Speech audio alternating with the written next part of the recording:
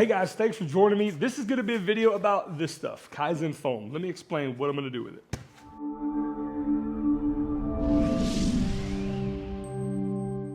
Okay, so what is KAIZEN foam? Now, it is basically a foam rubber product. It's very rigid. It's a hard foam, yet it's easily cut with a razor blade. You cut this to whatever size you need to fit whatever vessel you have, whether it's a drawer or something else. And the sheet I bought was 2.5 inches by 2 feet by 4 feet. And quite frankly, if you're gonna fit it into a drawer, it cuts beautifully on the table saw or the bandsaw. I do recommend that. So what exactly is it? Well, this product here, basically, you're gonna see me demonstrate how I cut the tools that I'm gonna cut this in. But you use a simple razor knife and you basically go down into the surface, and it's comprised of a whole bunch of layers. See that? Those layers are about 1/4 inch thick and they tear up pretty easily. Okay, I'm gonna show you. See that right there? So basically what you do is you cut whatever you wanna hold and then you rip it apart and it rips up to the layer of the depth that you cut, all right? You're gonna see that more. I'm about to demonstrate what I'm gonna use it for, and then I'm gonna give you my thoughts. Pros and cons. Do the goods outweigh the bad? We'll see. All right, let's get right to it. So my motivation to get some of this stuff was because during the process of learning this CNC I have now in the shop, I now need a couple of hand tools at the ready at all times. These 2 wrenches help me get the bits off and on the machine or in and out of the machine. And the caliper is great for getting a digital readout of the thickness of the material that I'm cutting. So this is the first time I've ever cut anything into KAIZEN foam, and I figured I would practice with these wrenches. And the process is pretty simple. You just extend down the razor blade to the depth of the piece that you want to put inside the foam, and you just cut barely on the inside of the line. Seems to be working pretty well. I'm gonna tell you this little quick tip. On your wrenches on a CNC, especially if they're double-sided, meaning different sizes on either end, mark which sizes you need to tighten and loosen the bits. It will save you a lot of headaches.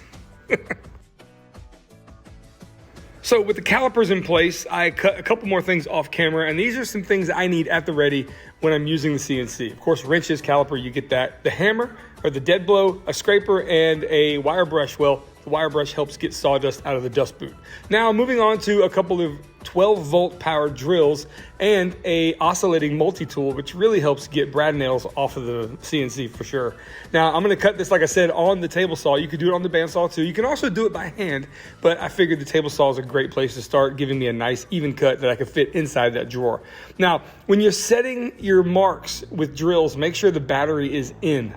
Okay, I don't know by experience, but I bet that would be a pain.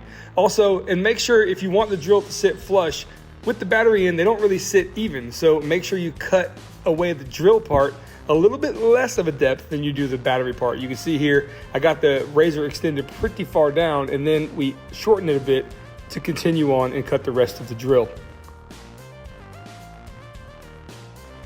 And then it's time to rip up the foam. Now take your time here. You don't want to go at this really aggressively. You want to reach in there, kind of feel your depth. And since I have 2 depths here, I'm going to take that razor and kind of cut a diagonal. And I didn't quite pull out all of the drill part, so I'm going to do that now. And this looks pretty good. Quite frankly, I'm hopeful that it's going to be a good fit, and it is, which is kind of nice. And I can just pull it out with the battery clip, no problem. Pretty nice snug fit. I do want to tell you one more thing as well. You can also store this stuff on the wall. So if you cut it just right and you make a nice compression fit, you can store this stuff vertically as well. Now, if there was only another method to store tools on the wall, I can't think of one. I proceeded to cut out the rest of the tools and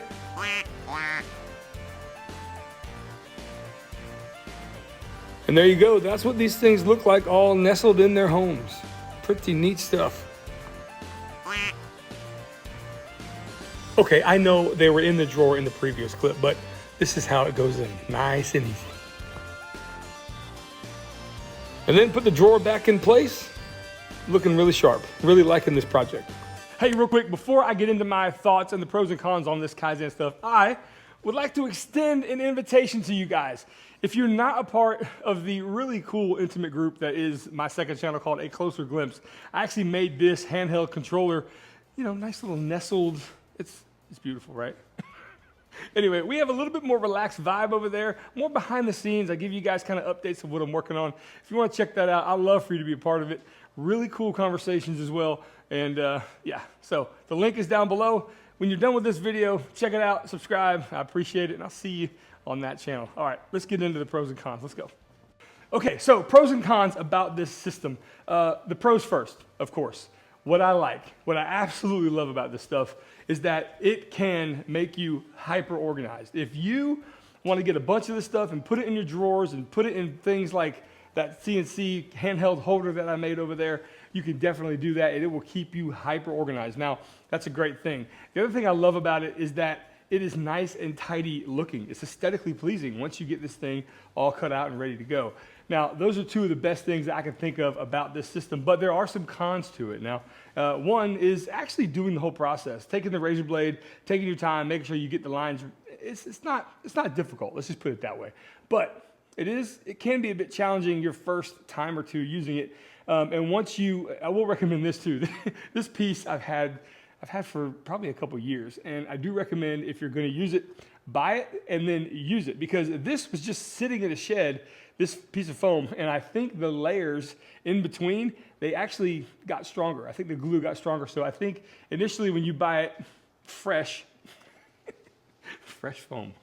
When you buy it fresh, the layers are easier to pull apart. I really didn't have much trouble, but I felt like it could have been easier. I could be wrong. So if you've used it and you know that it's a pain in the butt to get the layers back and forth or out of each other, let me know.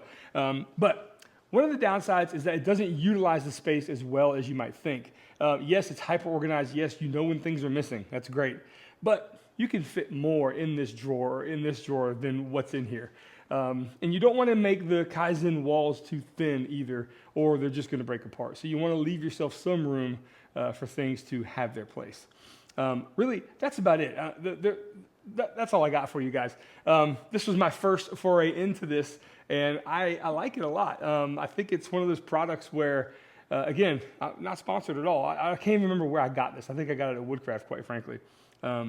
But it's pretty nice. I do like it. I would say the pros outweigh the cons. All right, that's my thought. Anyway, let me know. I want to know if you've used this stuff, and I really want to know if you've used it a lot, if you have it in a whole lot of areas, and I'm just curious to know how you like it. All right, quick video this week. Talk to you later.